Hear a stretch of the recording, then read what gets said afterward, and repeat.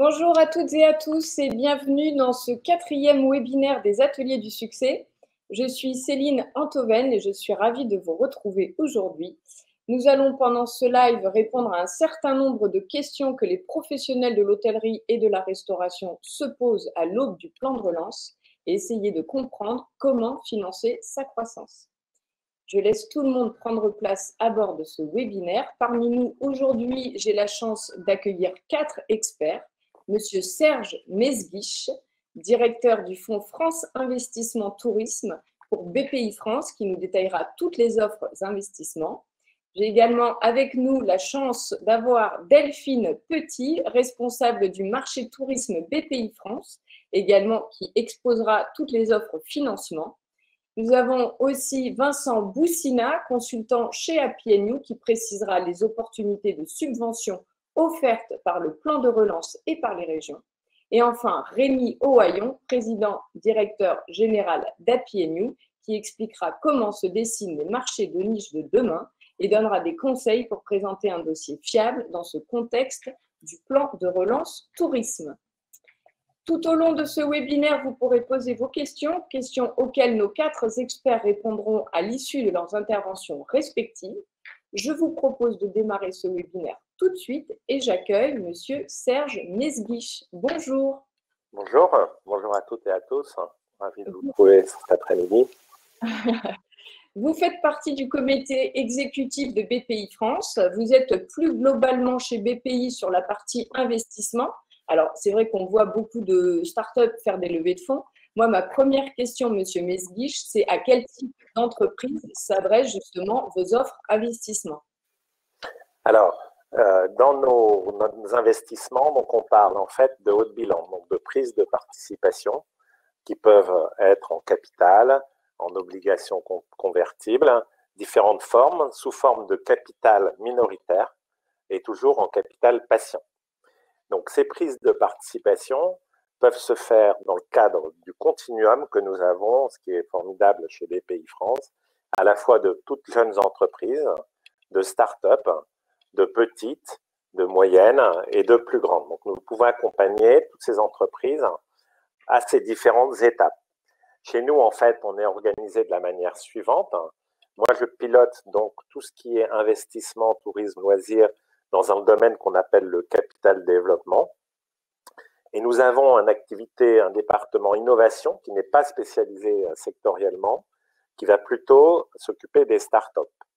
Pour vous donner un ordre d'idée macro sur le plan des PME, chez BPI France, en investissement direct, c'est-à-dire que là, c'est l'argent de BPI France, oui. Environ 800 participations, 200 sont concernés par un modèle dit innovant, start-up, 600 en cap dev, donc sous ma direction. Et dans ces 600, vous trouvez une petite centaine qui sont liés au secteur du tourisme loisir, qui occupe entre 15 et 20% de nos investissements globaux. C'est beaucoup, parce que la part PIB du tourisme étant de 7-8%, on voit qu'on a un accent et un tropisme particulier qu'on retrouvera, Delphine nous l'exposera, sur la partie financement.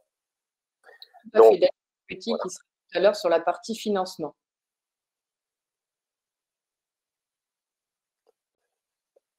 Donc, voilà pour l'introduction.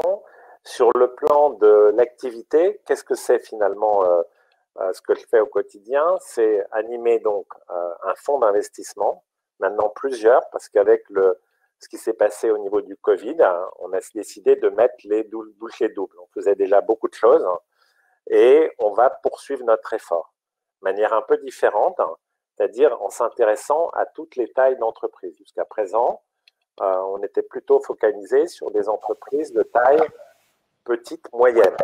On va dire un chiffre d'affaires historique moyen des sociétés qu'on a accompagnées en haut de bilan, qui est, je crois, de 17 millions d'euros. Ah oui. Aujourd'hui, on a l'intention, et on commence à le faire, à s'intéresser aux plus petites entreprises, c'est-à-dire des sociétés qui font moins d'1 million de chiffre d'affaires, en proposant un produit qui s'appelle FAST, de petits fonds propres. C'est quelque chose d'unique sur le marché, qui n'existe pas jusqu'à présent. C'est également la continuité de cette activité sur les entreprises de taille moyenne. Donc, on a réactivé le fonds d'investissement qui avait été créé au moment sous Fabius en octobre 2015, qu'on a appelé FIT au départ, France Investissement Tourisme. On n'a pas innové là-dessus sur le nom, on l'appelle France Investissement Tourisme 2. Il est rechargé à hauteur de 240 millions d'euros avec nos collègues de la Caisse des dépôts et d'autres investisseurs qui devraient nous suivre dans cette chose-là. Et nous avons une poche supplémentaire pour des ETI de 150 millions d'euros, car, comme vous le savez, les entreprises moyennes et un petit peu plus grandes, qui ont moins de souplesse, sont d'autant plus exposées pour remonter la pente post-déconfinement. Tout ça, je le rappelle, ces fonds d'investissement ne viennent pas en substitution de ce qui a été déjà fait, des actions très importantes que vous connaissez tous, les mesures d'État, les PGE, les prêts tourisme. Ils vont venir à un moment où les entreprises fragilisées par cette situation vont devoir continuer à se transformer. On le faisait déjà, on les finançait comme ça. Mais aujourd'hui, avec des fonds propres qui auront été réduits, les banques, très certainement, vont demander un peu plus de fonds propres durs lorsqu'il y aura des programmes d'investissement. Donc, la quote-part de ces fonds propres ne pouvant pas venir de la richesse de la société actuellement, et la société devant continuer à aller de l'avant, on parle de 14 milliards pour cette industrie globalement par an de besoins d'investissement, ce sont donc ces fonds propres complémentaires que nous proposons, nous, de faire, sachant que nous le faisons bien sûr en liaison avec tout l'écosystème, les autres investisseurs. Historiquement, lorsque BPI France apporte un en fonds propres, c'est 4 à 5 qui sont apportés parallèlement par d'autres concours, du Love Money, d'autres investisseurs, des investisseurs qui ont la même philosophie de patience. En termes de secteurs, les secteurs qui sont visés, ce sont tout ce qui est lié à l'hôtellerie, l'hébergement, la restauration, les loisirs, les équipements de loisirs, les voyages et les solutions pour le tourisme. Ces solutions pour le tourisme sont un moyen aussi pour nous important de rebond, également par rapport à la sujet digital et l'insuffisance digitale des entreprises du secteur. D'accord. Déjà, merci pour toutes ces précisions. Justement, donc là, vous nous parlez du programme FAST qui va donc permettre à des petites entreprises qui font moins d'1 million de chiffre d'affaires de bénéficier des offres BPI France au niveau de l'investissement. Donc, quand on parle de levée de fonds, c'est vrai que souvent, en fait, ça fait un petit peu peur. On se demande si on ne va pas perdre le contrôle de son entreprise. Voilà. Donc, en fait, moi, ma question, là, ce serait plutôt de comprendre, en fait, les bénéfices, justement, d'une opération de haut de bilan, par exemple, quand on est une petite entreprise. Est-ce que vous pouvez nous donner quelques exemples d'entreprises qui ont fait ces opérations et qui en sont très contentes? Alors, ce que je constate, c'est qu'elles en demandent. Alors, peut-être soit parce que c'est une drogue, elles deviennent habituées et c'est comme ça, j'en sais rien.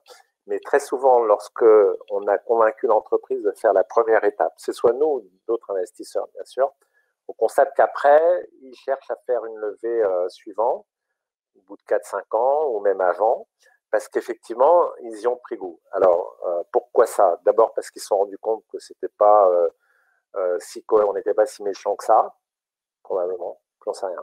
Je sais à voir, il faut leur demander. Deuxièmement, qu'on pouvait peut-être leur apporter une liaison avec tout un écosystème. Bon, par exemple, nous, on pratique beaucoup ce qu'on appelle l'accompagnement, accompagner les entreprises. On a, par exemple, ce programme accélérateur, je pense que Delphine reviendra dessus. On brise un peu cette solitude, mais pas que. Quelque part aussi, on se rend compte que quelqu'un voilà, qui accueille des investisseurs, il reçoit aussi plus d'opérations d'acquisition, on s'intéresse peut-être plus à lui.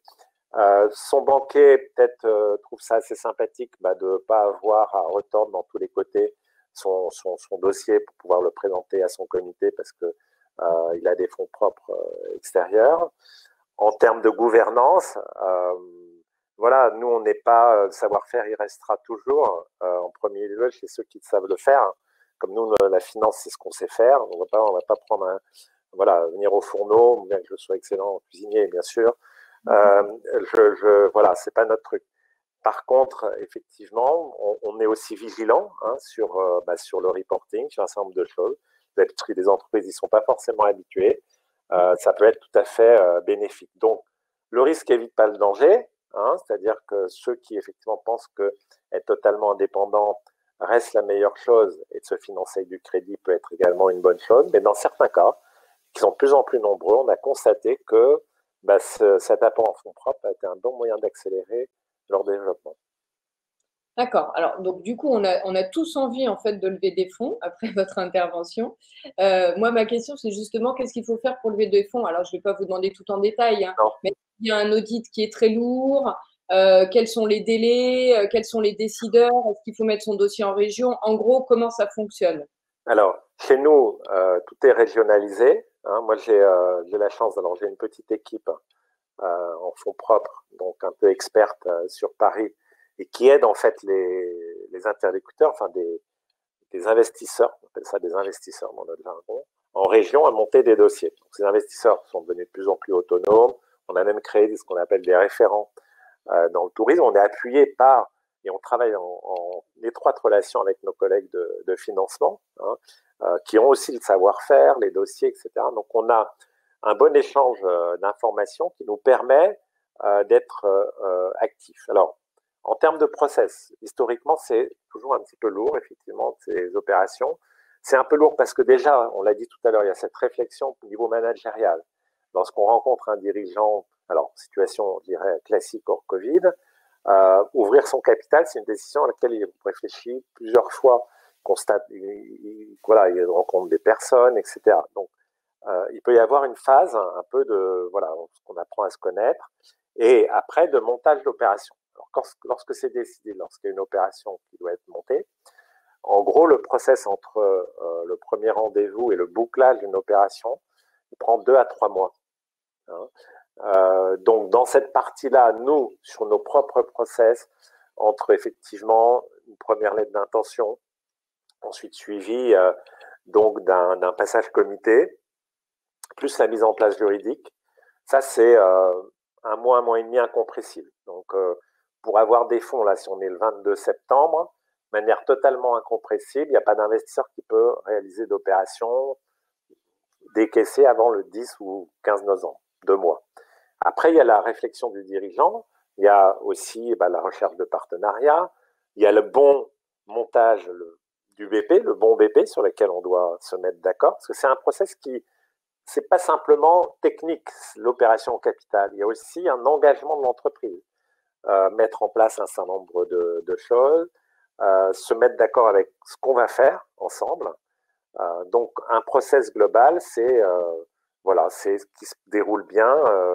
Une opération de septembre, elle peut se réaliser d'ici la fin de l'année, par exemple, si tout roule, entre guillemets, et s'il y a cette volonté commune d'aboutir. Oui, c'est ça, c'est une vraie volonté commune et un dossier qui est monté en commun avec une vision qui, voilà, doit être partagée, etc. Voilà.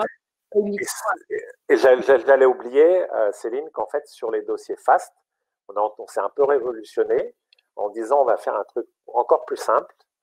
On a la chance d'avoir une force de frappe formidable avec le réseau financement. Hein, le réseau financement, vous connaissez tous dans la salle. Et c'est ce réseau financement, en fait, qui vous connaît bien, qui va pouvoir étudier ces petits dossiers. Ces petits dossiers, c'est inférieur à 400 000. Avec un produit très simple, une OC, obligation convertible, 6, 7, 8. Si remboursable, 6, 7, 8. C'est à votre main le remboursement. Ça peut être converti, mais c'est à votre main. C'est-à-dire que votre indépendance, encore une fois, n'a pas envie forcément sur une plus petite affaire de prendre le contrôle, d'être actionnaire très très heureux. Mais on vous laissera reprendre la main quand il faut. Par contre, pendant cette période-là, vous montrez vos investissements, votre programme. Votre banque vous fichera la paix parce que en termes de ratio Banque de France, vous serez dans les clous. Ce seront des vrais fonds propres. Et on va essayer, avec ce produit, d'en faire beaucoup. Parce qu'effectivement, ce qui est dit dans le monde des fonds propres, c'est qu'on n'en faisait pas assez. Parce que c'est des process relativement complexes et longs. Avec ce produit FAST, on espère être plus efficace et plus rapide. Voilà. D'accord, eh ben, merci alors pour toutes ces précisions. Moi, j'ai une dernière question qui est info ou intox. On a entendu dire que les PGE pourraient se transformer éventuellement en opération de haut de bilan. Est-ce que vous avez des informations ou pas à nous confier là-dessus? Je regarde mon ordinateur, là, pour la seule jour, rien. Non, non, non, c'est clair qu'au bout d'un an, ces PGE, l'EBITDA d'un restaurateur qui est 10% en moyenne, on va dire, et s'il a pris 25% de PGE, il faut 2 années et demie d'EBITDA pour rembourser son PGE à condition qu'il n'ait pas été endetté par ailleurs. Bon, donc techniquement, c'est pas possible de rembourser forcément. Ça ne veut pas dire que c'est une subvention ou que ça sera transformé en fonds propres. Non, non, ça va être réétalé dans une logique qu'on n'a pas aujourd'hui. Voilà, il y a eu beaucoup qui ont eu peur d'un taux trop élevé, etc., etc. Ça n'empêche pas parallèlement, en bon entrepreneur que vous êtes tous, parallèlement à ces PGE, d'obtenir des concours du type prêt tourisme, dont on a l'assurance par exemple, qui sont sur une durée longue. Ça, Delphine reviendra dessus. Non, c'est pas du tout confirmé, voire infirmé. D'accord. Et bien comme ça, on avance. Merci beaucoup, Monsieur Serge Mesguich. On vous répondra tout à l'heure aux questions. N'hésitez pas à poser des questions.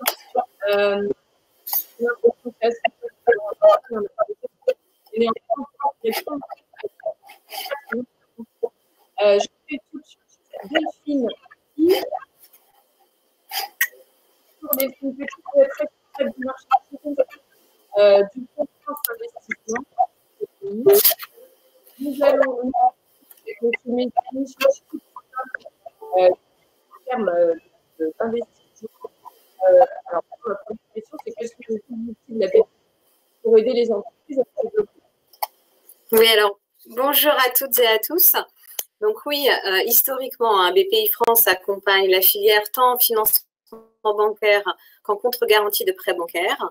En financement bancaire traditionnel, BPI France, qui est issu dans le passé de la fusion de plusieurs entités, dont la Caisse centrale du crédit hôtelier, intervient sous forme de prêts classiques moyen-long terme ou crédit bail pour tous les projets de création, de reprise ou de rénovation fondamentale pour tout type d'hébergement marchand. Nous finançons également des investissements à faible valeur de gage au travers de notre prêt sans garantie, qui est le prêt tourisme. Donc, c'est un prêt adossé aux ressources de la CDC, qui est destiné, quant à lui, au secteur du tourisme dans son ensemble, comprenant, entre autres, l'hébergement, la restauration, les loisirs, le patrimoine, l'événementiel. Donc là, ça s'applique vraiment dans l'ensemble à la filière tourisme. Donc, ce prêt tourisme, il s'agit d'un prêt patient, sans garantie sur les actifs de la société, sans garantie sur le dirigeant, d'une durée pouvant aller jusqu'à 12 ans, dont 3 ans de différé en capital.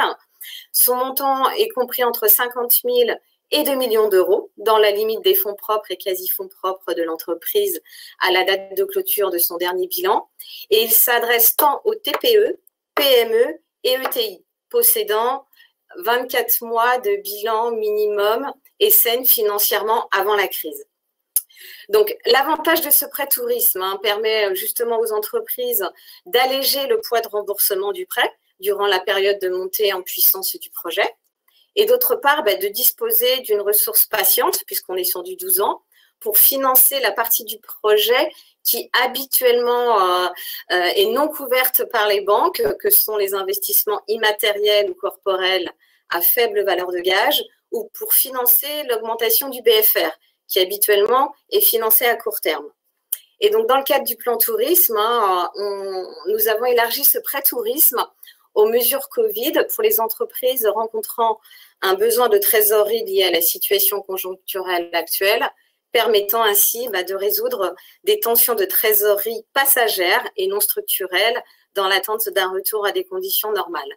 Donc, toutes ces interventions, quand BPI France intervient en financement bancaire, on intervient systématiquement en cofinancement avec les banquiers de flux des entreprises.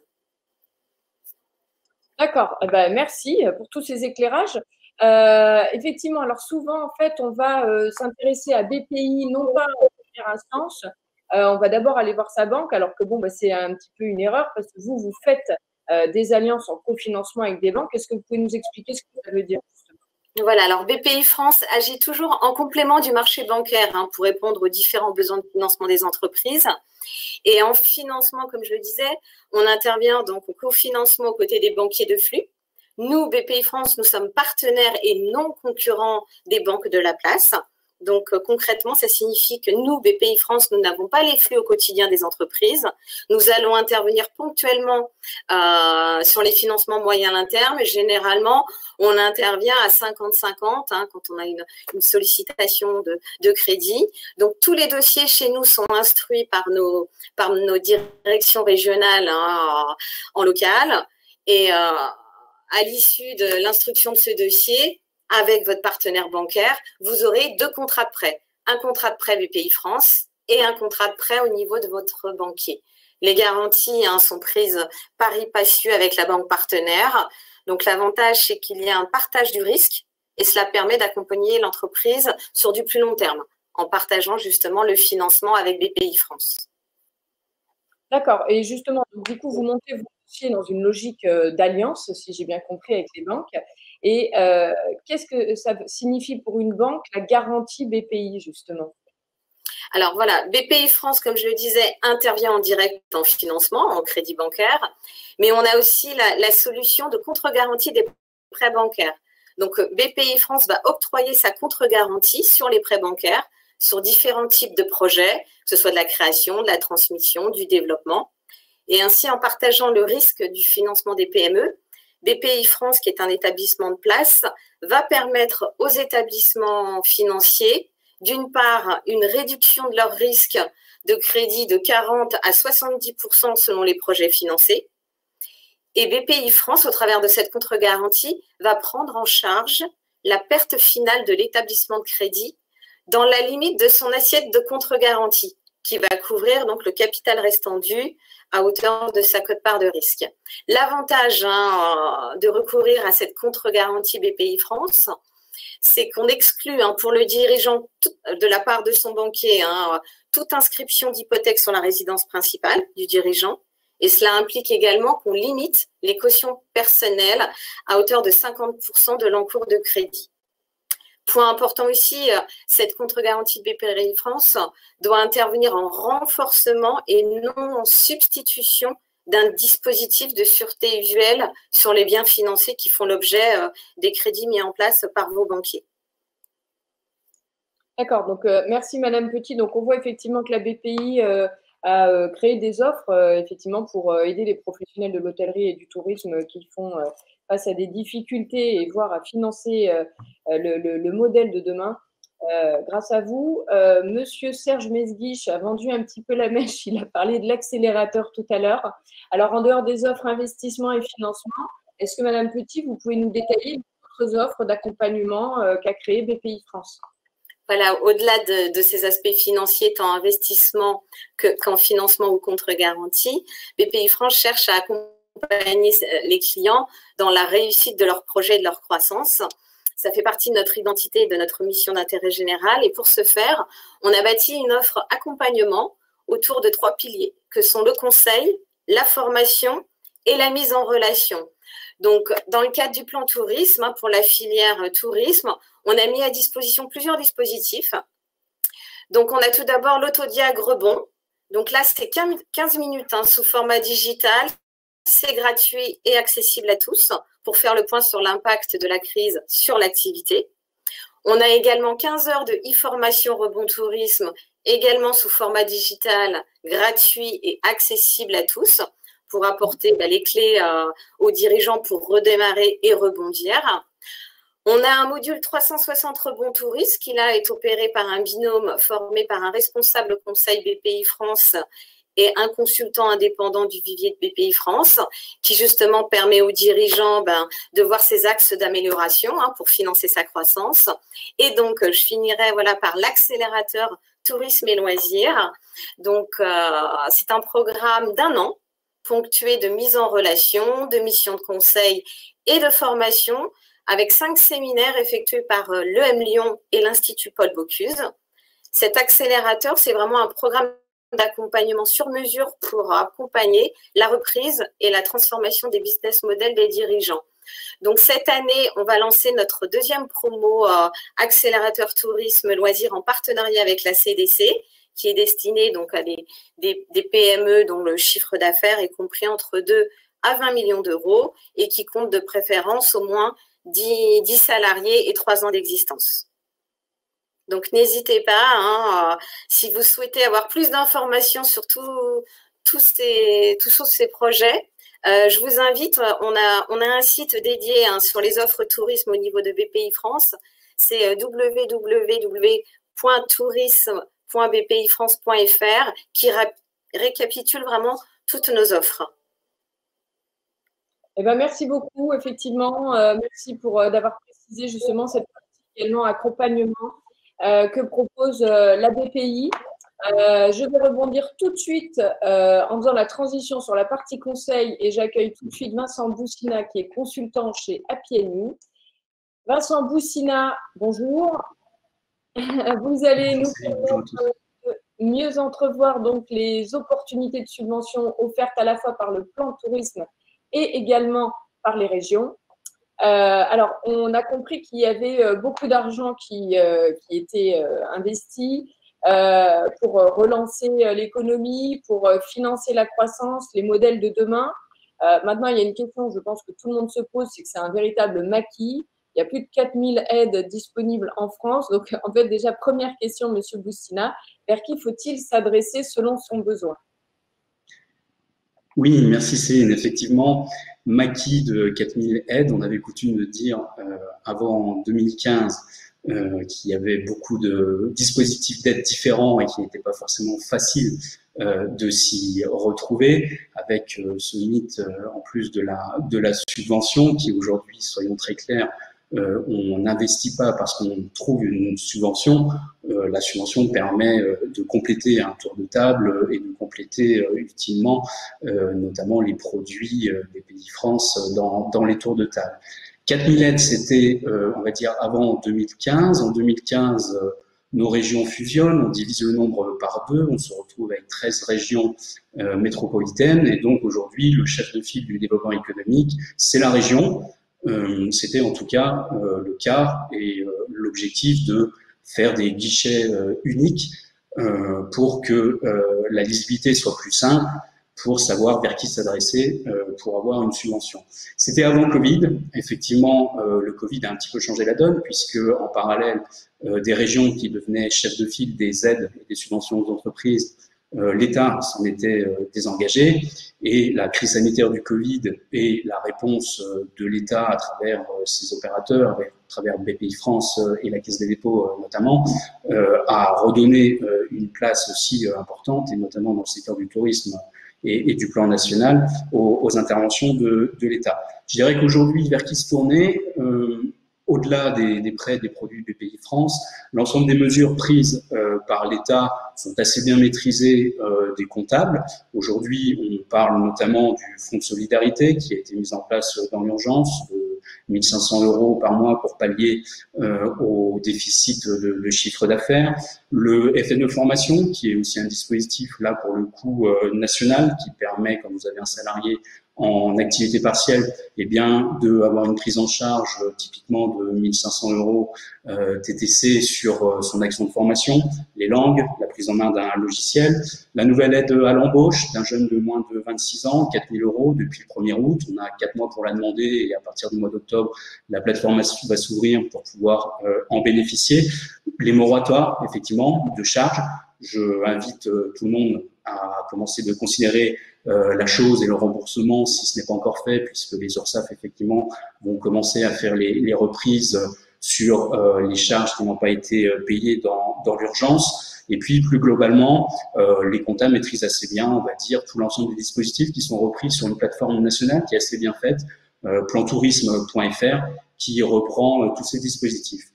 Les régions, pour autant, restent chefs de file. Les régions ont accompagné en même temps, ont suivi, ont travaillé main dans la main dans l'État et ont mis très clairement de l'argent sur la table. on peut typiquement estimer que les régions ont posé chacune à peu près 10 millions d'euros de plan tourisme pour intervenir auprès de l'État en complément et de manière relativement phasée. Et là, pour le coup, puisqu'on parle des régions, eh bien, ça dépend un petit peu des spécificités des régions, des choix politiques faits par les présidentes de région qui, pour les plans tourisme, ont souhaité peut-être prioriser certains plus le digital que l'immobilier ou le soutien à l'investissement matériel. Et dans ce cas-là, effectivement, il est de bon ton de se tourner vers des spécialistes du montage de ce genre de dossier qui requiert des circuits d'instruction un petit peu différents, dans lequel on a aussi le vote du politique qui intervient en dernier ressort après l'analyse par les services. Donc je dirais que on peut apporter quand même une réponse assez globale sur quelles sont les typologies d'aide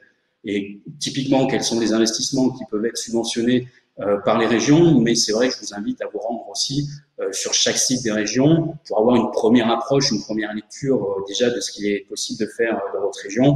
Et là-dessus, un tout petit point de détail, un petit truc et astuce. Souvent, les directions tourisme des conseils régionaux sont inclus dans les directions économiques. Donc simplement, quand vous êtes dans les portails de recherche, pensez bien à interroger les aides économiques et pas seulement les aides de tourisme pour pas passer à côté de dispositifs d'aide. Et j'insiste, c'est des dispositifs d'aide aussi qu'il faut cocher sur les petits sites internet et pas des appels à projets puisqu'on parle en espèce d'aide directe aux entreprises. D'accord, merci Vincent. Donc effectivement, on comprend bien qu'il y a une certaine indépendance des régions quant à la façon de dépenser, entre guillemets, l'argent. Bon, bien évidemment, c'est pour financer le progrès, mais chaque région peut avoir une définition différente du progrès. Alors, globalement, parce que j'imagine que vous allez me faire la même réponse, mais qu'est-ce qu'on peut se faire financer aujourd'hui en région? Alors, sans rentrer dans les détails, mais j'imagine que tout ce qui va être écologie, etc., progrès écologie, par exemple. Mais voilà, moi, j'ai un restaurant. Qu'est-ce que je peux aller chercher comme aide, prêt, subvention, etc. au niveau de ma région? Oui, alors une réponse peut-être aussi par rapport à la manière dont les plans tourisme en région sont phasés. On va dire qu'il y a eu une première réponse à partir du mois de mars, du mois d'avril, en mode urgence, crise, un peu défensif, soutien au cash. Là-dessus, on a eu la possibilité d'aller chercher des outils de soutien au trésor, ce qu'on appelait le volet 2 du Fonds Solidarité, qui est une subvention, peu importe ce qu'on en fait, j'ai envie de dire, c'est jusqu'à 10 000 euros et c'est le pendant du Fonds de solidarité de l'État. Et là, je vous invite quand même à regarder votre région, puisqu'il y a des régions qui peuvent, pour lesquelles on peut encore déposer des demandes. En première instance, avant les congés d'été, effectivement, les régions se sont déployées auprès de BPI-France, auprès des banques, en faisant ce qu'on appelait des prêts rebonds, qui ont été aussi engagés par BPI. Là encore, il reste de l'argent dans plusieurs régions. On est sur des produits qu'on appelle dans le jargon des aides aux entreprises. On n'est pas sur de la subvention, on est sur de l'avance remboursable, c'est-à-dire du prêt à taux zéro, avec des différés qui peuvent être intéressants et qui peuvent aller jusqu'à 2 ans pour des prêts qui en général peuvent monter jusqu'à 200 000 euros. Donc ça, il reste quand même encore de l'argent sur le volet défensif. Il y a eu un volet offensif qui concerne pas forcément les aides directes aux entreprises, mais qui mérite d'être repris éventuellement dans la com de son site internet. C'est les budgets qu'ont consacrés les régions pendant l'été sur la communication des destinations. La Bretagne nous a fait la Californie, le Grand Est nous a fait la région où le soleil se lève le plus tôt, la Bourgogne nous a fait rester chez vous. Il va y avoir encore de l'argent d'engager, on le voit dans la passation des marchés publics et des appels d'offres par les régions pour à nouveau faire la promotion de ces destinations. Et bien souvent, les CRT mettent à disposition des kits de communication qui peuvent être repris utilement par les professionnels du tourisme. Et là où je voulais en venir, c'est le troisième volet au niveau de la chronologie des événements, c'est-à-dire le mois de septembre dans lequel nous sommes et qui est déjà quasiment terminé, où on a vu apparaître de nouveaux dispositifs, cette fois-ci beaucoup plus typés prospectifs, beaucoup plus relance, des plans de relance tourisme, beaucoup plus typés développement, sur lesquels très concrètement les régions ont fait le choix politique en votant avant les vacances, pendant les congés ou tout simplement en retour des premières quinzaines de septembre, d'aller redoter des dispositifs qui existaient, j'ai envie de dire un petit peu avant la crise du Covid, sur lequel ils ont remis de l'argent, intensifié en faisant des choix sur la nature des projets qui pouvaient être subventionnés. Donc, si je dois résumer, parce qu'encore une fois, la situation peut être un peu différente d'une région à l'autre, mais on retrouve quand même des thématiques qui reviennent régulièrement pour la simple et bonne chose que l'engagement des aides aux entreprises est régi par les règles imposées par Bruxelles, censément entre tous les pays et encore plus entre toutes les régions de France. Donc on peut dire qu'on retrouve pour les aides aux entreprises trois grandes thématiques pour ces aides. Tout d'abord, des aides au conseil et à la formation, la possibilité de pouvoir missionner à ses côtés des prestataires, consultants qui peuvent embarquer des modules de formation également, sur lesquels là, on sera sur des prises en charge entre 50 et 70%, typiquement, c'est ce qu'on observe en subvention, avec des subventions qui peuvent aller typiquement, du coup, ramener en montant entre 5 000 et 30 000 euros de subvention pour l'intervention d'un consultant inclusivement pour des sujets qui peuvent toucher aux aspects normatifs, certification, labellisation. Voilà, accompagnement à la stratégie, ça on le retrouve dans à peu près toutes les régions.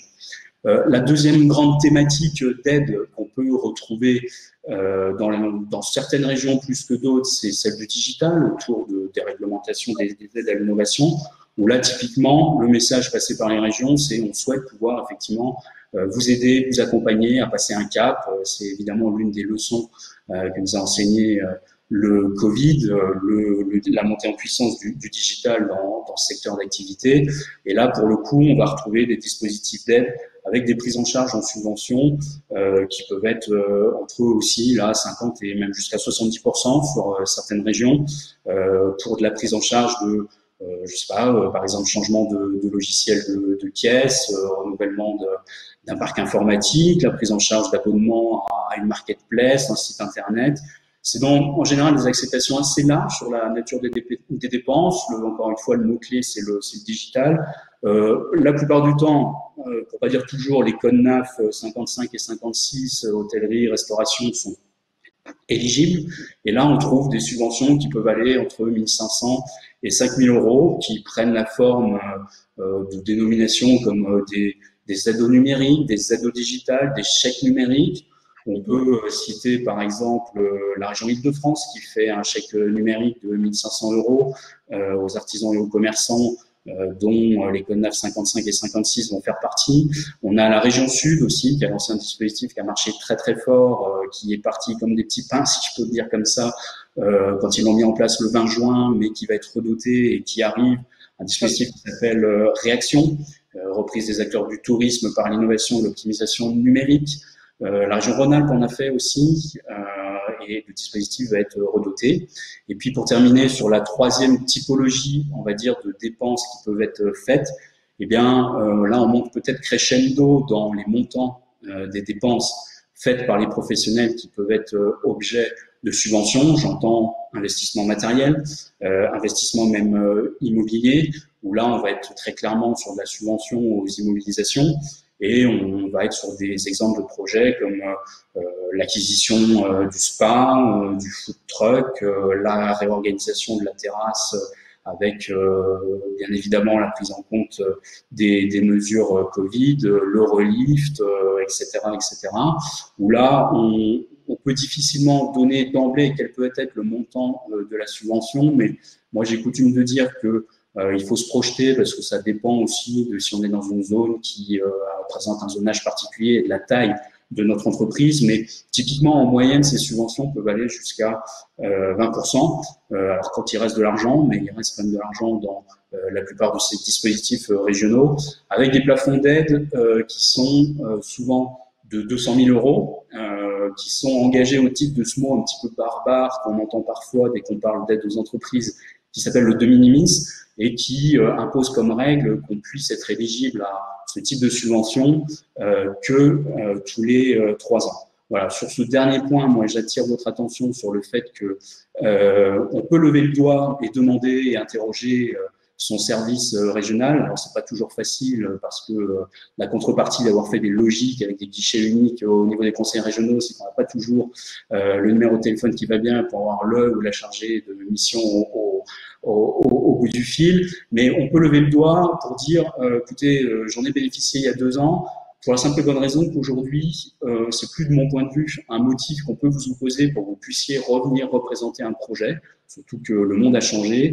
Ce qui importe, c'est la nature du projet, tourner vers les enjeux du moment de la profession, les enjeux stratégiques, et on ne peut pas vous l'opposer, cette règle de 3 ans, puisqu'il y a tout simplement un nouveau régime qui est apparu, qu'on appelle, de manière un peu barbare, un de minimis Covid, qui plafonne jusqu'à 800 000 € les interventions en subvention, et qui donne quand même pas mal de possibilités. Ce dispositif a été notifié par la France tout à fait récemment, il a été accepté au mois d'août, publié officiellement à partir du mois de septembre, il court que pour 4 mois, et j'ai envie de dire qu'il donne quand même aux services administratifs des régions un peu plus de coulées franches pour pouvoir intervenir sur des projets sur lesquels ils sont convaincus du bien fondé et sur lesquels, du coup, on sort un petit peu du carcan dans lequel on était avant le Covid, finalement, à essayer de trouver la bonne case pour faire rentrer le projet. Aujourd'hui, ça donne un petit peu de souplesse réglementaire pour intervenir. Donc, on peut se permettre, je pense, de lever le doigt, voire de négocier un petit peu en disant, oui, je sais que il y a des possibilités un peu plus élargies. Après, sur la typologie ou des entreprises qui peuvent être éligibles sur ce 3e volet des subventions aux investissements matériels immobiliers, il y a quand même une volonté des régions de sélectionner, filtrer. On va retrouver plutôt des, entre guillemets, contraintes géographiques pour les établissements qui seront situés plutôt en dehors des grandes villes et des métropoles. C'est vrai, on voit souvent ça. Il y a souvent la nécessité d'être déjà dans un parcours d'étoiles, entre guillemets. Typiquement, souvent, on voit une éligibilité à partir de sa 3e étoile quand on est à un hôtel. Voilà, faut regarder un petit peu tout ça. Les SCI peuvent être éligibles sous certaines formes aussi au portage de ces investissements et du fait à la réception de la subvention. Pour résumer, je dirais, une fois qu'on a dit les thématiques, les natures de projets qu'on peut soumettre à investissement, je dirais que dans la taille entre 1500 et 1,5 million de projets, on trouve quand même toujours la possibilité d'appuyer par une subvention. C'est très clairement le cas entre 0 et 10 000 €. Entre 10 000 et 50 000 €, souvent les régions basculent dans une logique de mix de subventions et d'avances remboursables qui viennent en complément, qui font levier sur les financements BPI, sur les financements banques. Et on retrouve effectivement sur les plus gros projets d'investissement, j'entends immobilier, matériel typiquement, dès lors qu'on est sur des investissements qui dépassent la centaine de milliers d'euros, on peut retrouver des subventions d'un certain niveau qui sont tout à fait impactantes avec, comme je l'expliquais, ce nouveau règlement qui permet de déplafonner un petit peu le montant de 200 000 sur lequel on était. Plusieurs régions ont déjà commencé à déplafonner. Je pense notamment à la région Bourgogne-Franche-Comté qui peut monter jusqu'à 400 000, Île-de-France 500 000. Et puis vous avez des régions, et ce sera mes 2 derniers exemples, Nouvelle-Aquitaine qui a lancé un dispositif tout à fait intéressant ce mois-ci d'aide au développement des TPE, où là c'est packagé, où l'entrée c'est la taille de l'entreprise et puis après en fonction de la nature des dépenses, on peut monter sur un projet global qui emmène du conseil, de la formation, du numérique, du digital, de l'investissement matériel jusqu'à 60 000 € de subvention.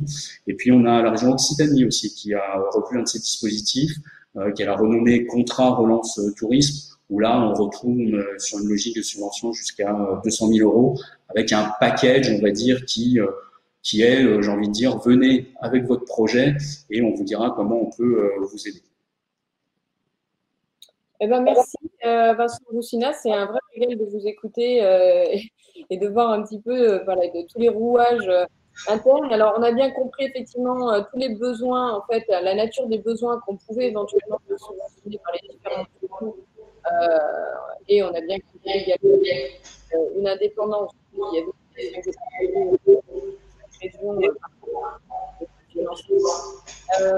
alors, donc, il y a beaucoup de comment on fait pour arriver avant qu'il n'y ait plus d'aide et plus d'argent? Quand est-ce qu'il faut qu'on dépose notre dossier? Est-ce que c'est aujourd'hui? Est-ce que j'ai le temps dans 6 mois? Comment ça se passe?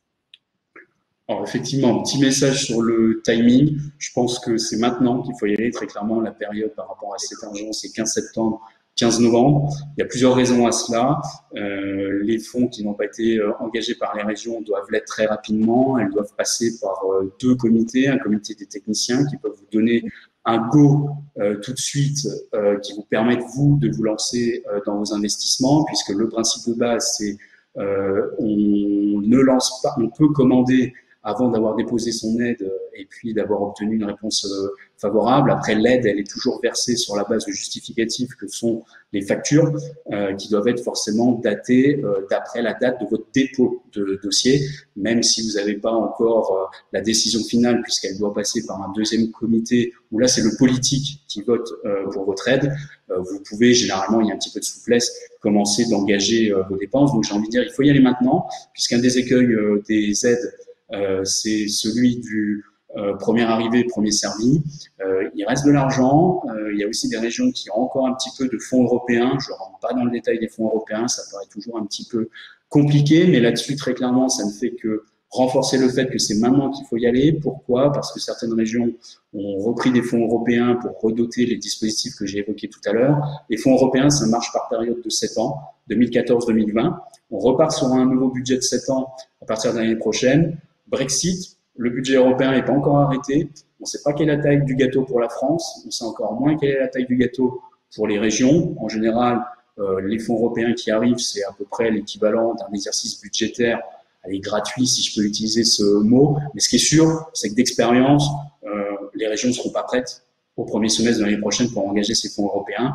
Donc, je pense que la fenêtre de tir, elle est très clairement là sur les 2 mois qui viennent. Et on n'oublie pas, on se retourne vers un conseil qui maîtrise et on dépose son dossier avant d'avoir payé ses factures, sinon ça ne marche pas.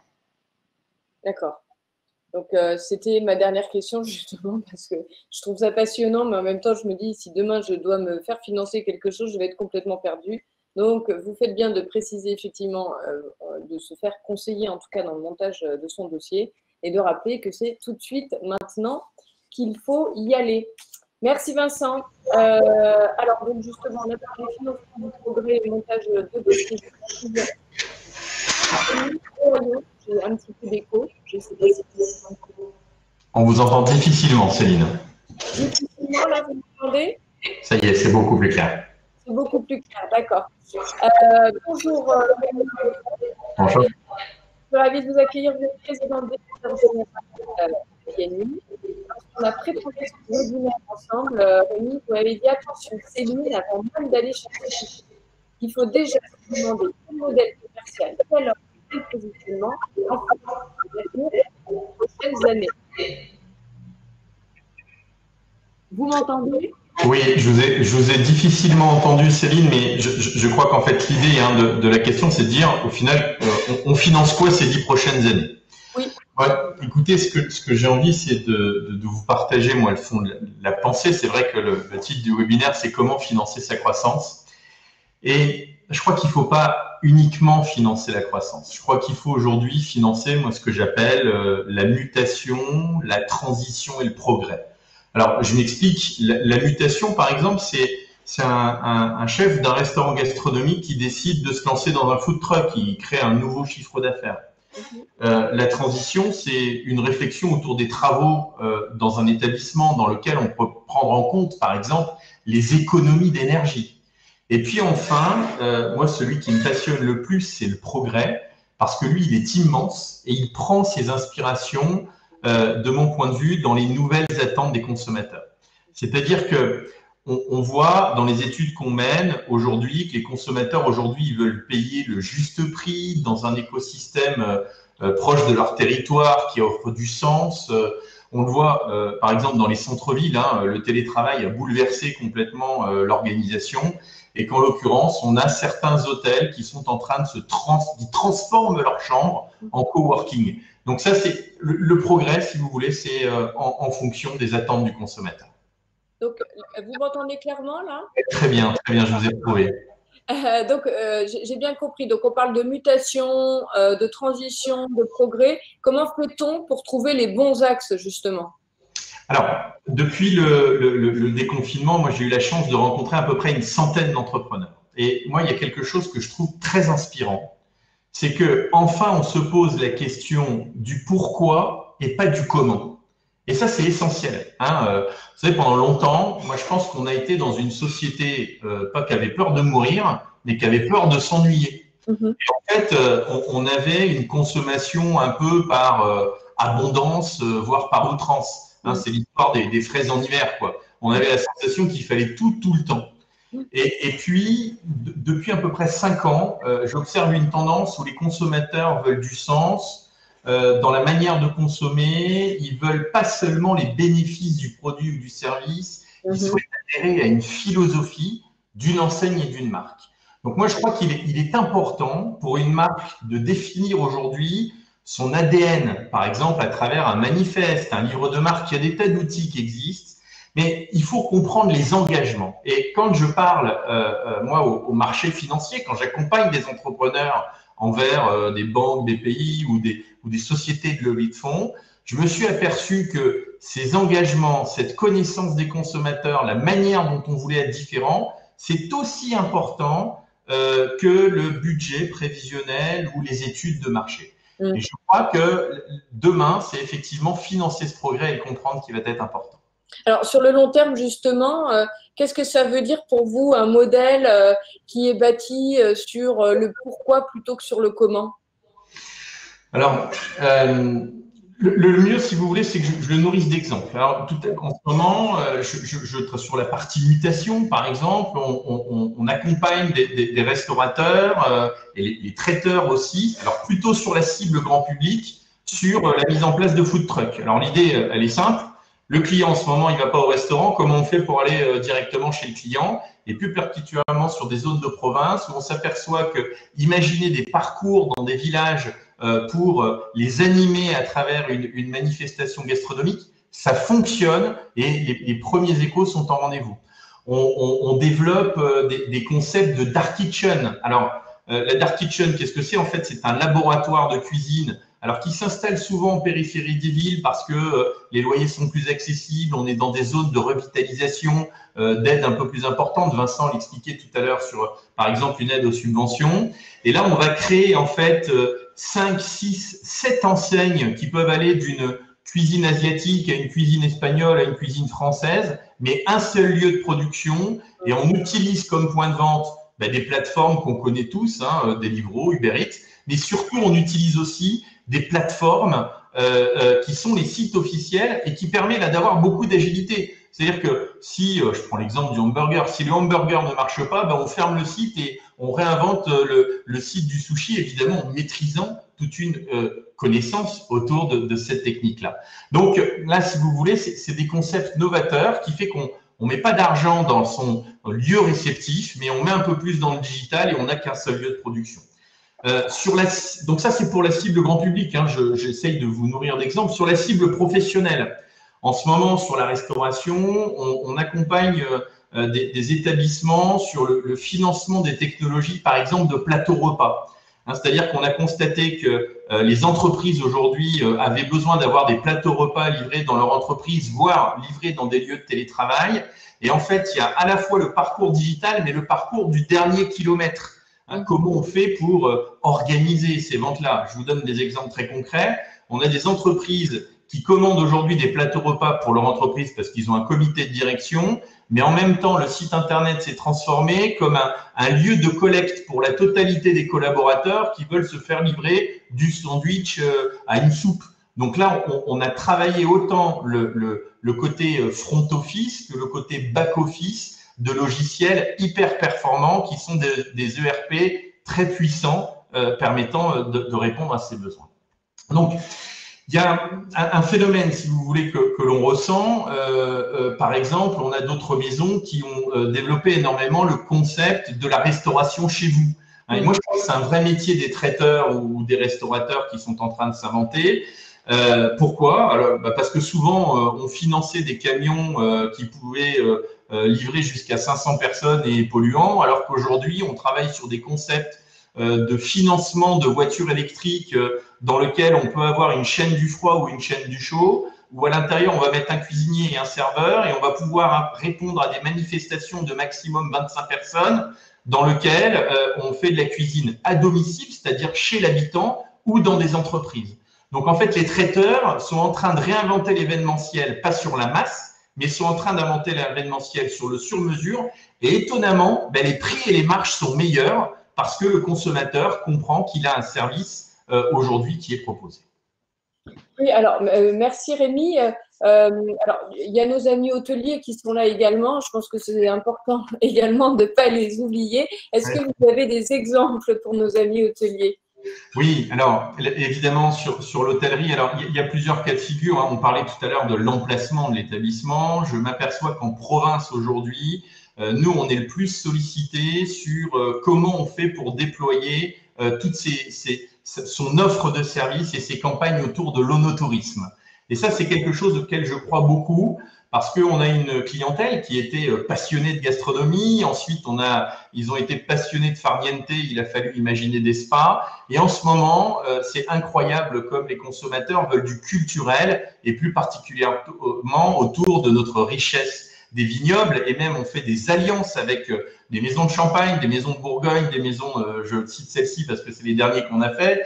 Et en l'occurrence, on développe des programmes complets qui permet vraiment de faire que les consommateurs ont des histoires à raconter et ils restent un petit peu plus longtemps dans les hôtels. Si vous voulez, le raisonnement que j'ai, c'est qu'en fait, il faut aller au-devant. Il ne faut pas seulement attendre qu'il y ait une réservation sèche de chambre. Il faut proposer justement. Et là, l'onotourisme en province fonctionne plutôt bien. Sur l'hôtellerie de ville, j'ai un autre exemple, peut-être un premier qui va vous étonner. Je pense qu'il faut retirer le lit dans les chambres. Voilà. Alors, pourquoi je dis ça? Peut-être on a un hôtel de 30 ou de 50 chambres et en ce moment, il est en train de naître un besoin des entreprises qui subissent un peu ce télétravail rapidement, d'avoir des lieux pour se réunir et qu'en l'occurrence, il y a deux stratégies à adopter. Il y a des établissements qui ont besoin de mini-salles où 2-3 personnes se voient et puis il y a surtout des personnes qui sont en télétravail, mais comme ça devient long de travailler dans son salon, sa salle à manger, voire même de temps en temps insupportable, eh bien, je pense qu'il y a un marché qui est en train de s'imaginer sur la location à la journée et pas pour dormir. Et c'est pour ça qu'en clin d'œil, je dis il faut peut-être retirer les lits. En tout cas, les taux d'occupation, on le voit dans les grandes villes en ce moment, ne sont pas énormes et qu'en l'occurrence, on peut peut-être dire, on peut prendre le pari d'aller sur ces nouvelles offres-là et d'être présent sur ce thème en question. Et ça, je le dis parce que moi qui voyage beaucoup, vous savez, en ce moment, quand je vais à Paris et que je vais travailler, par exemple, dans un hôtel à la gare de Lyon et que je me mets simplement dans un hall et qu'on me dit « Monsieur, il faut payer 15 € dans un endroit bruyant dans lequel tout le monde passe parce que j'ai sorti mon ordinateur », il n'y a pas photo, je ne paye pas le juste prix et c'est de l'arnaque. Voilà. Donc, il y a un moment ou un autre, il faut arrêter de dire le coworking, c'est 15 € parce que je suis dans une salle où tout le monde passe.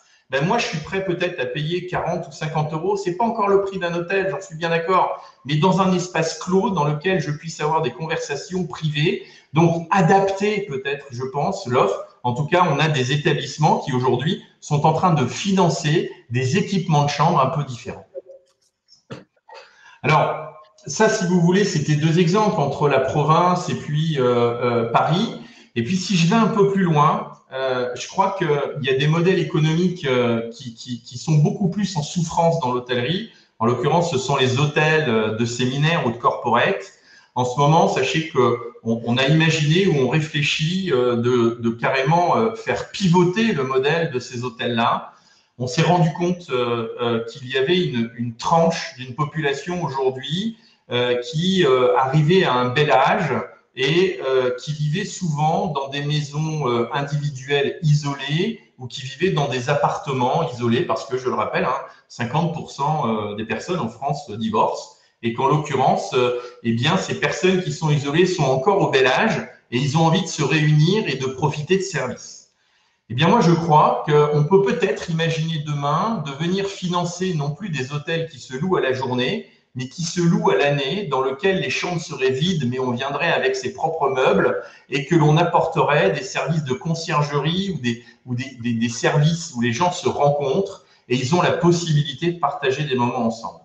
C'est-à-dire que, si vous voulez, il y a une sensation de marché aussi qu'il faut se dire, si le modèle est tellement long à reprendre, hein, certains parlent de 2023-2024, eh bien, est-ce qu'il ne faut pas pivoter et d'aller chercher cette nouvelle clientèle qui a peut-être entre 55 et 65 ans et qui a envie justement d'avoir des services, un peu de confort et de se retrouver dans des lieux comme cela. Enfin, je vous donne un peu de prospective. Moi, mon idée, c'est que j'ai voulu développer plusieurs modèles, hein, mais l'idée principale que je souhaite faire passer au public qui nous écoute, c'est qu'il faut se projeter dans le futur. Hein, moi, je pense qu'il ne faut pas se réinventer simplement en embellissant son hôtel, hein, en agrandissant la terrasse ou en refaisant la peinture. Donc, je pense qu'il faut vraiment comprendre qu'il y a une évolution de la société dans le coworking, dans les repas à domicile, dans les repas organisés chez soi, dans la manière dont on a envie de profiter de lieux, dans la manière de se déplacer aujourd'hui parce qu'on voyage plus souvent, moins longtemps, mais mieux, et on a envie de partager des expériences que plutôt de simplement se reposer. Et je crois que c'est tous ces modèles-là, si vous voulez, que j'ai envie de mettre en avant. C'est un moment, au final, bourré d'incertitudes et avec énormément d'opportunités. D'accord, donc financer le progrès, financer le modèle de demain, en tout cas profiter de ce plan de relance, profiter à la fois des financements, des investissements de BPI, des subventions qu'il peut y avoir en région, etc. Mais avant toute chose, essayer de concevoir le modèle de demain pour pouvoir projeter son entreprise sur le long terme. Moi, j'ai une dernière question, Rémi Ohaillon. Oui. Qu'est-ce qu'on fait aujourd'hui, en fait, sur le T4 là, de 2020, avant d'avoir imaginé le modèle de demain, d'avoir obtenu les subventions, qu'est-ce qu'on fait? Oui, je suis d'accord avec vous. Hein. À la fois, je parle de demain et en même temps, on a un trimestre qui arrive devant nous. Il faut le remplir pour bien comprendre les études qu'on a menées au sein de l'Observatoire d'APNU. On a compris qu'on vient de sortir pour la province uniquement, presque d'une période d'euphorie de la consommation. Dans les hôtels et les restaurants, plutôt haut de gamme, les Français ont dépensé sans compter pour compenser cette période qu'on a tous vécue, un peu d'emprisonnement. Et je vous avoue que moi, depuis septembre, je vis un paradoxe incroyable, c'est-à-dire qu'il n'y a jamais eu autant d'épargne chez les Français. Hein. Les spécialistes annoncent qu'on atteindra 100 milliards d'épargne pour la fin de cette année. Il n'y a jamais eu autant de PGE qui ont été mis en place avec à peu près, sur les 300 milliards, on parle environ 120 milliards qui ont déjà été dépensés, mais il reste encore de l'argent. On parle d'un plan de relance de 100 milliards de nouveau, mais en réalité, il y a un problème, c'est que l'argent, il ne circule pas. C'est-à-dire que la confiance est parvenue, on est baigné par des messages anxiogènes au quotidien, et moi, je me suis dit, mais bon, à chaque fois que je regarde BFM, à la fin, on éteint la télé, et en même temps, je me dis que ces messages anxiogènes, moi, j'ai envie de les transformer comme une aubaine. Alors, pourquoi? Parce que moi, je pense qu'il y a une économie sur le dernier trimestre que j'appelle l'économie du carpe diem. C'est-à-dire qu'il faut comprendre que la source naturelle des réservations qui vient de l'hôtel, de la chambre sèche ou du restaurant sèche fonctionne pas bien. Hein, on le voit, que ce soit les plateformes de réservation, les agents de voyage ou les plateformes de réservation de table. Parce qu'en ce moment, les clients achètent par impulsion et par compensation. Donc moi, ce que je recommande, c'est monter des offres spéciales où tout est compris, monter des coffrets cadeaux qu'on achète pour soi ou qu'on offre à d'autres, parce que l'achat d'impulsion ou quand les clients sont complètement compressés, ils achètent au dernier moment quand tout est inclus. C'est plutôt sur la fin du week-end, c'est pas trop au niveau du début de semaine. Mais en tout cas, il faut soutenir les campagnes de référencement dans lesquelles vous êtes allé au-devant du consommateur, créer des alliances. Vous avez qu'un hôtel, créer des alliances avec un restaurant. Vous avez un restaurant, créer des alliances avec les vignerons. Vous êtes un vigneron, créer des alliances avec d'autres métiers de bouche pour aussi arriver à aller chercher, je pense, métier de bouche ou caviste, pardon. Mais en tout cas, moi, si vous voulez, sur ce dernier T4, et je vais en conclure ici, c'est que les PGE, si vous voulez, ces plans garantie État, c'est que ça nous a permis, dans cette période incroyable, de venir compenser la perte directe que l'on avait parce que les établissements étaient fermés. Moi, en ce moment, je crois à ce que j'appelle le PGC, c'est-à-dire le plan garanti par le client, c'est-à-dire qu'il faut aller vers lui pour lui proposer des nouvelles offres, lancer des offres qui répondent au marché, il faut les faire vivre par des événements, par des packages, parce que le réseau naturel de réservation ne marche pas. Donc, il faut aller au-devant. Enfin, en tout cas, moi, je crois qu'il est inspirant ce dernier semestre parce que moi, mon travail, c'est de donner la niaque à mes clients. Et qu'en l'occurrence, je crois qu'il y a le court terme avec ce que je viens d'expliquer, et puis il y a le financer le progrès. Et en revanche, merci à nos amis de BPI d'avoir été autant pédagogiques sur les offres incroyables qu'ils proposent aujourd'hui, parce que c'est eux qui vont aider à financer la mutation, le progrès. Et je crois que c'est parce qu'on est ensemble et avec des partenaires incontournables, et bien qu'on va relever le défi que la France reste le plus beau pays touristique dans le monde. Merci beaucoup Rémi Ohaillon. Merci également à nos 4 experts. Nous allons passer dès à présent aux questions du public. Donc j'ai vu qu'il y avait pas mal de questions sur le son qui s'était dégradé et je vous prie de m'en excuser. Je vais peut-être demander à mon entreprise de financer un kit avec du son pour pouvoir animer correctement les webinaires. Aujourd'hui, donc là, nous avons Marie-Rose Michel qui a posé une question. Bonjour, pouvez-vous redonner l'appellation des lieux de production mutualisés avec plusieurs enseignes? Dark Kitchen, je pense que c'est pour Rémi Ohaillon. Oui, pardon. Alors, je donne des exemples et malheureusement, vous l'avez compris, on est en train de les financer. Je ne peux pas vous dire, mille excuses, de quelle marque ou quel thème, parce que je suis sous des thèmes de confidentialité. Ce que je veux vous dire, c'est que jusqu'à maintenant, on monte un restaurant avec une grande cuisine et puis une grande salle de restaurant. Bah, aujourd'hui, nous, on nous challenge pour monter une belle cuisine et des systèmes digitaux pour aller livrer les clients. Donc, c'était plutôt dans ce thème-là. Je travaille sur des concepts dans des villes d'à peu près 100 000 habitants, pour vous donner un ordre d'idée, là en ce moment où nous, on est challengés. D'accord. Merci beaucoup. J'ai une question à laquelle M. Mesguich a répondu en one-to-one, donc peut-être que ce serait bien de répondre si d'autres personnes se posent cette question. L'offre FAST est-elle accessible pour les hôtels en construction qui ouvrent en 2021, voire 2022, M. Mesguich? Oui, donc effectivement, c'était pour moi, oui, c'est ça, c'est pas du one-to-one. Je pensais que tout le monde pouvait lire les réponses en même temps. Écoutez, effectivement, le produit FAST, comme l'ensemble de notre gamme de produits en fonds propres, la base, c'est que ce sont des entreprises qui existaient déjà, qui avaient déjà une activité avec des professionnels, un modèle économique rentable, équilibré, payer ses dettes, avant le Covid. Bon. Néanmoins, on l'a dit tout à l'heure, le secteur il se nourrit de transformation et d'investissement. C'est ce qu'on fait tous les jours, c'est ce que les équipes de Delphine étudient tous les jours lorsqu'il y a des créations, par exemple, d'hôtels. Donc, on ne sera pas en reste. Si effectivement, dans des programmes d'investissement, on peut accompagner les dirigeants, des professionnels qui ont déjà fait leurs preuves sur une nouvelle création, par ces produits-là, par exemple FAST, si c'est inférieur à 400 000, ou FIT2 si c'est supérieur, on est tout à fait ouvert. D'accord. Merci beaucoup, Monsieur Mesguich. Je crois que nous avons fait le tour globalement des questions. Il y avait une autre question. Quel est le coût moyen de garantie? Peut-être pour Delphine Petit, la commission.